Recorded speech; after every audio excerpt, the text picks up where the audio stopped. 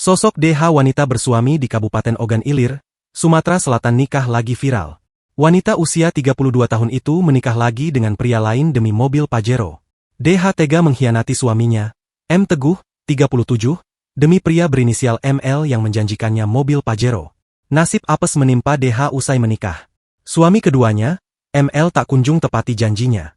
Menurut Teguh, pernikahan istrinya dengan pria itu berlangsung di Jambi pada 28 Juli 2025 lalu. Sang istri mulai berubah sejak aktif bermain TikTok.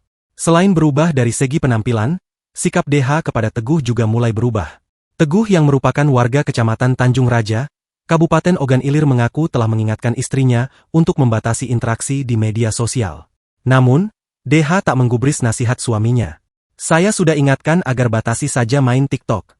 Tapi dia masih saja sibuk bermedsos, kata Teguh kepada TribunSumsel.com, Kamis, 13 November 2025. Sejak Mei 2025, DH kerap pergi dengan alasan bekerja di pengolahan minyak bumi di Musi Banyuasin. DH yang telah memiliki seorang putra dari pernikahannya dengan Teguh itu juga pulang ke rumah tak tentu. Teguh mengaku, awalnya tak mengetahui istrinya telah menikah lagi dengan pria lain.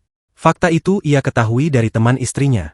Yang membuatnya kaget, ternyata ia telah digugat cerai oleh istrinya pada 9 Oktober 2025.